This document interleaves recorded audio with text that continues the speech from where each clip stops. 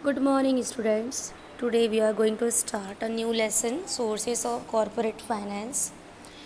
सबसे पहले इसके बारे में कुछ हम लोग इंटरेस्टिंग बातें करेंगे. कॉरपोरेट फाइनेंस मीन्स क्या होता है? कंपनी में जो पैसे इन्वॉल्व होते हैं वो. तो मुझे बताओ, कंपनी में कितने रुपए इन्वॉल्व रहते हैं?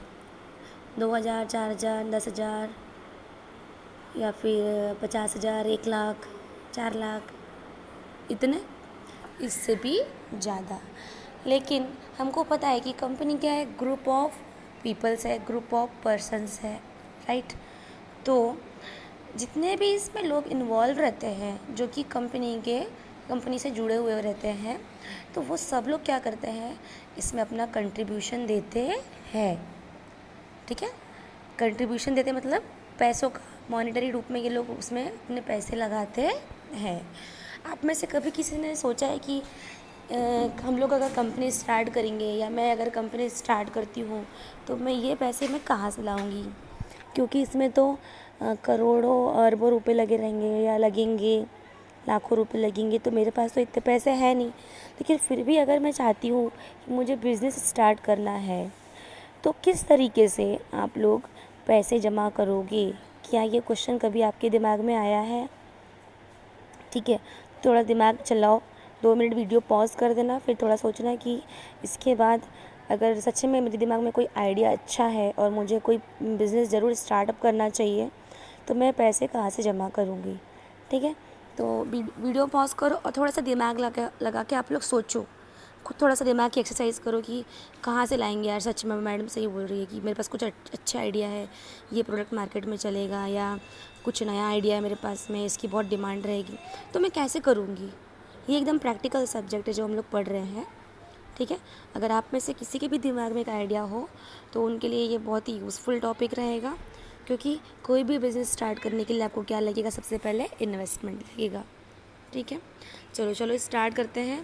अभी तो मैं स्टार्ट कर रही हूँ, लेकिन आप लोग सच में सोचोगे कि कैसे करके हम ये कर सकते हैं. क्योंकि बोलते ज़रूर यार कंपनी खोलना है, बिज़नेस चालू करना है, लेकिन प्रैक्टिकली ये कैसे पॉसिबल है. तो आइए आज हम जानते हैं कि कौन कौन से सोर्सेस हैं जिनके थ्रू हम लोग कंपनी में फाइनेंस रेज़ कर सकते हैं, और फाइनेंस रेज़ करने के बाद में कंपनी को हम स्टार्ट करके चला सकते हैं. तो यहाँ पे एक बहुत ही अच्छा फ्लो चार्ट फॉर्म में दिया हुआ है आपको. Sources of finance based on types of capital. ठीक है, सबसे पहले आता है ओन्ड कैपिटल, नेक्स्ट है बोरोड कैपिटल. अभी देखो, जैसे मान के चलो मेरे दिमाग में एक आइडिया है, मुझे स्टार्ट करने का बिज़नेस. ठीक है, तो तुम्हारे जेब में अगर ज़ीरो पैसे हैं तो तुम्हारे दिमाग में तुम्हारे माइंड में इतनी सोच आएगी ही नहीं कि मैं स्टार्ट करूं. कम से कम कुछ 1,000, 500 इतने रुपए तो आपके पास होना ही चाहिए. ठीक है, तो ये जो पैसे हैं जो आपके खुद के पास है, ये कहलाता है ओन्ड कैपिटल. समझ में आ गई बात? जो आप खुद जो मालिक हो आप, और आप खुद पैसे लगा रहे हो बिज़नेस में, इसको हम लोग को क्या बोलना है? Owned capital. अब आपको मालूम है मेरे पास तो यार 500 रुपये ही है, 1,000 रुपये ही है, लेकिन इसमें तो कोई काम होने वाला है नहीं, मुझे तो और भी पैसों की ज़रूरत है. तो आप क्या कर सकते हो? बोरो कर सकते हो, मतलब लोगों से उधारी ले सकते हो. तो मेनली हम लोगों ने 2 पार्ट्स में कैटेगराइज किया है, owned capital and borrowed capital. Owned मतलब मालिक का खुद का पैसा, और बोरोड कैपिटल मतलब उधारी में लिया हुआ पैसा. तो ओन्ड कैपिटल के 2 टाइप्स हैं, शेयर्स एंड रिटेन्ड अर्निंग. अब जैसे मैंने बताई कि मिस्टर या मिसेस शिल्पा है, ये इसको एक कंपनी स्टार्ट करना है, लेकिन इसके पास जेब में से 5,000 रुपये ही है. ठीक है, तो अभी शिल्पा मैडम क्या करेगी? लोगों को बोलेगी यार कंपनी स्टार्ट कर रही हूँ मैं, और इसमें ना बाद में इतना प्रॉफिट होगा, बहुत ज़्यादा प्रॉफिट होने वाला है. तो वो उधारी नहीं ले रही. अभी जो शेयर के जो कंसेप्ट बता रही हूँ मैं, शेयर का कंसेप्ट है ये वाला. हाँ, मैं लोगों से उधारी नहीं ले रही हूँ, मैं लोगों से इन्वेस्ट करवा रही हूँ. देखो, आप मेरे साथ में पैसे लगाओ, जो भी प्रॉफिट होगा ना अपन बांटेंगे आपस में. समझ में आई? तो मैं लोगों से उधारी ले रही हूँ क्या? नहीं. मैं क्या बोल रही हूँ, तुम मेरे कंपनी में पैसे लगाओ या मेरे पास इन्वेस्ट करो. इस इन्वेस्टमेंट से मैं जो बिज़नेस करूँगी उसका जो प्रॉफिट होगा वो आपको मैं बाद में डिस्ट्रीब्यूट करूँगी. तो क्या मैंने लोगों से उधारी ली? नहीं. क्योंकि जिस तरह से मैंने पैसे लगाए उस तरह से बाकी लोगों ने भी उसमें क्या करे हैं? पैसे लगाए हैं। तो मैंने लोगों से उधारी नहीं ली, बल्कि मैंने लोगों से क्या करवाई हूँ, इन्वेस्टमेंट करवाई हूँ अपने कंपनी बोलो या अपने स्टार्टअप में। तो उस चीज़ को हम क्या बोलेंगे, शेयर्स। लेकिन अब प्रॉब्लम क्या आएगी कि शेयर में कोई लोग बोलेंगे यार, मैं बोलूँगी यार अपन को ना 10 लाख जमा करके बिज़नेस स्टार्ट करने का है। कितने जमा करके? 10 लाख जमा करके बिज़नेस स्टार्ट करने का है। अब उसमें से मेरे पास तो सिर्फ 1 लाख रुपए ही थे, बाकी के 9 लाख रुपए अब मैं लोगों से इन्वेस्ट करवा रही हूँ। ठीक है, लोगों से इन्वेस्ट करवाए तो लोग बोलेंगे यार 9 लाख रुपए मैं कहाँ से लाऊँ। तो मैं क्या ऑप्शन देती हूँ उनको, आपको 9 लाख रुपए पूरे नहीं लगाना है एक साथ, आपके पास जितने हैं, जितने आपसे जमते हैं आप उतने लगाओ। जितने भी आपसे जमते हैं आप उतने लगाओ। किसी ने बोला यार मेरे पास तो 5,000 है, किसी ने बोला यार मैं 10,000 लगा सकता हूँ, किसी ने बोला कि मैं 2,000 लगाऊंगा, किसी ने बोला कि मैं 40,000 लगा सकता हूँ, किसी ने बोला मैं 1 लाख लगा सकता हूँ। तो मैंने बोला चलो ठीक है भाई, सबके पास एक जैसा अमाउंट होता नहीं, सब लोग अलग अलग अमाउंट भी लगा सकते हैं। तो मैं उनको एक क्या फैसिलिटी देती हूँ कि जो मेरे 9 लाख रुपए हैं, क्योंकि देखो टोटल कैपिटल कितना लग रहा था मुझे बिज़नेस स्टार्ट करने के लिए, 10 लाख, उसमें से 1 लाख मैंने खुद ने लगा चुकी हूँ, बचे कितने रुपए, 9 लाख। तो मैं क्या करती हूँ, ऑप्शन देती हूँ लोगों की सुविधा के लिए और मेरी खुद की भी सुविधा के लिए कि 9 लाख को मैं पार्ट्स में डिवाइड कर देती हूँ। मैं बोलती हूँ यार एक काम करो, 9 लाख एक साथ किसी को भी लगाने की ज़रूरत नहीं है, जिसके पास जितनी कैपेसिटी है वो उतना ही लगाओ, और उतनी कैपेसिटी के हिसाब से जितना आपने इन्वेस्ट किया है उसके हिसाब से ही आपको उसका रिटर्न मिलेगा, आपको उसका प्रॉफिट मिलेगा। ज़्यादा पैसे लगाओगे तो ज़्यादा प्रॉफिट मिलेगा, कम लगाओगे तो कम मिलेगा। तो मैं क्या करती हूँ उस केस में, 9 लाख को स्मॉल पार्ट्स में डिवाइड करती हूँ। सपोज़ मैंने बोली कि 100 रुपये का एक शेयर बना देती हूँ मैं। कितने रुपए का? 100 रुपये का। तो मुझे बताओ 9 लाख को, 9 लाख का जो अमाउंट है उसको मैं 100 रुपये का एक बनाना चाहती हूँ शेयर। तो कितने नंबर ऑफ़ शेयर्स रहेंगे मेरे पास में? ये 2 ज़ीरो से 2 ज़ीरो कट हो जाएंगे। तो शेयर्स कितने बचेंगे मेरे पास? कितने शेयर्स बचेंगे बताओ? 9,000। 9,000 टुकड़े कर दी मैंने, 100 रुपये के 9,000 टुकड़े कर दी। एक सेकेंड, हाँ कितने? 9,000 टुकड़े कर दी। कितने कितने रुपए के? 100 रुपये के। टोटल अमाउंट कितना था? 9 लाख था। समझ में आ रही मेरी बात? 9 लाख रुपीज़ से टोटल अमाउंट। लोगों ने बोले भाई इतना तो लगा नहीं सकते। मैंने बोली 100 की नोट तो लगा सकते हो? बोले हाँ यस ऑफ कोर्स लगा सकते हैं। तो ये 100 की नोट मैंने बोली अब एक काम करो, 100 रुपये तो कोई लगाएगा ही नहीं, कम से कम 1,000 रुपये लगाएंगे तो कुछ इन्वेस्टमेंट मिले तो रिटर्न मिले, तो लगना भी तो चाहिए कि रिटर्न मिला है, तो कम से कम 1,000 रुपये तो लगा ही सकते हैं। तो इस प्रकार से मैंने 9 लाख के कितने टुकड़े कर दी? 100 टुकड़े कर दी। तो कितने पार्ट्स बन गए उसके? 9,000 बन गए पार्ट्स। समझ में आई? 9,000 शेयर्स हो गए। कितने रुपए का एक है? 100 रुपये का एक है। तो ये वाला कंसेप्ट समझ में आया ना? इसको हम क्या बोलेंगे? शेयर। मतलब लोगों से उधारी नहीं लिए हैं, बल्कि मालिक ने जिस तरह से पैसे लगाया है उसी तरह से हमने लोगों से उसमें इन्वेस्ट कराए हैं। ठीक है, उसको हम लोग क्या बोलेंगे? शेयर्स। तो आई थिंक शेयर का कंसेप्ट आज अभी के लिए तो मैंने इतना समझा दी हूँ जो कि तुमको समझ में आ जाना चाहिए बहुत अच्छी तरह से। सेकंड देखेंगे रिटेन्ड अर्निंग। अच्छा, शेयर्स को ओन्ड कैपिटल में क्यों लिया? समझ में आया ना? ओन्ड कैपिटल मतलब मालिक के द्वारा लगाया हुआ पैसा। और अभी मैंने समझा है कि मैंने लोगों से इन्वेस्ट करवाया है, जैसे कि मालिक इन्वेस्ट करता है, मैंने कोई लोगों से उधारी नहीं लिया है। ठीक है, इसलिए उसको कहाँ में कैटेगराइज़ किया गया है? ओन कैपिटल में शेयर को कैटेगराइज़ किया गया है। नेक्स्ट है रिटेन्ड अर्निंग। अभी जैसे कि लोगों ने पैसे लगाए, मेरा बिज़नेस स्टार्ट हुआ, मुझे बहुत सारा प्रॉफिट हुआ। तो बहुत सारा प्रॉफिट हुआ। अब मैंने बोली ये प्रॉफिट हुआ तो सभी लोगों को, जिन लोगों ने पैसे लगाए सबको मैंने बांट दी।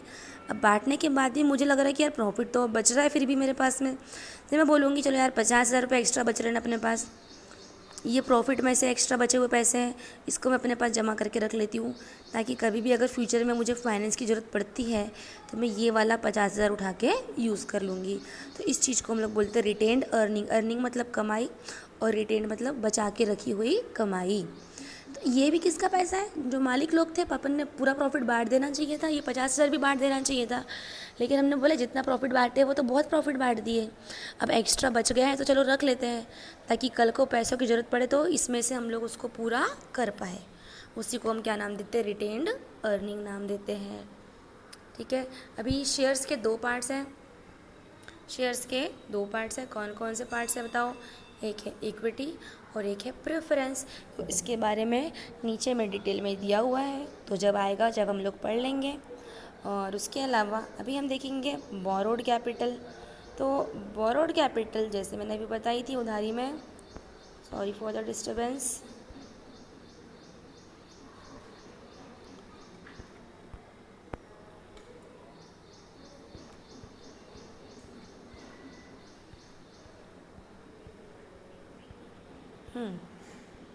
Here is the topic. Borrowed capital मैंने बताई थी कि उधारी में लिया हुआ पैसा। इसमें हम लोगों ने लोगों से इन्वेस्ट नहीं करवाया है, बल्कि बोले कि यार हमको पैसों की ज़रूरत है, तो आप हमको लोन दो, या आप हमको ऐसा दो कि हम आपको बदले में क्या दें, प्रॉफिट नहीं देंगे आपको हम, क्योंकि प्रॉफिट किसको मिलेगा, जो मालिक रहेगा उनको मिलेगा। तो भाई जिसने उधारी दिया उसको क्या मिलेगा, ब्याज मिलेगा, जिसको हम लोग क्या बोलते हैं, इंटरेस्ट। तो उसमें कौन कौन सी चीज़ें, कौन कौन से इंस्ट्रूमेंट्स आ सकते हैं, उसमें जो है सबसे पहले आता है आपका, उसमें सबसे पहले आता है आपका डिबेंचर्स। डिबेंचर्स भी शेयर के जैसे मैंने बोली कि मुझे 10 लाख की उधारी चाहिए। कितने लाख की, 10 लाख की उधारी चाहिए। तो कोई भी बोलेगा बाप रे 10 लाख की उधारी, हमको क्या डुबाओगे क्या, ठीक है। तो मैं बोलूँगी यार एक काम करो, 10 लाख नहीं दे सकते ना, तुम मेरे को इसके स्मॉल पार्ट्स में करके दो। मैं बोलूँगी ठीक है, 1,000 का आपको मैं इसके डिवाइडेशन में 1,000 के डाल देती, तो कितने डिबेंचर बनेंगे, फिर 3 ज़ीरो कट जाएंगे, 1,000 के 3 ज़ीरो और इसके 3 ज़ीरो। तो मैंने इस 10 लाख को 1,000 के टुकड़े में बांट दी। 1,000 के कितने टुकड़े हो गए, 1,000, तो टोटल कितना आएगा, 10,000। तो लोग बोलेंगे ठीक है, 1,000 के डिनोमिनेशन में अगर आपको उधारी चाहिए तो यस हम दे सकते हैं, क्योंकि बदले में क्या मिलने वाला है, हमको ब्याज मिलने वाला है। तो उसको हम क्या बोलते हैं, डिबेंचर्स। नेक्स्ट है पब्लिक डिपॉजिट।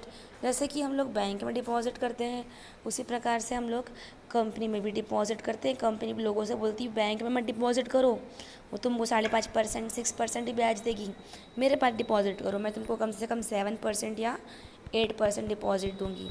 जैसे बैंक में डिपॉजिट रहता है हमको ब्याज मिलता है, वैसे ही कंपनी बोलती है हमारे पास डिपॉजिट करो तो हम तुमको क्या देंगे, ब्याज देंगे। तो उसको हम लोग क्या बोलते हैं, पब्लिक डिपॉजिट। फिर बॉन्ड्स भी रहता है जो, वो भी स्मॉल डिनोमिनेशन में रहता है, मतलब कम अमाउंट में हम लोग दे सकते हैं लोन, जितने हमारी कैपेसिटी उतने में लोन दे सकते हैं हम। और इसमें भी क्या मिलता है, हमको इंटरेस्ट मिलता है, या फिर डिस्काउंट के रूप में हम लोग इसमें प्रॉफिट कमाते हैं। ये भी 1 साल 2 साल 5 साल के लिए हम लोग उधारी ले सकते हैं। Next is ADR, American depository receipt.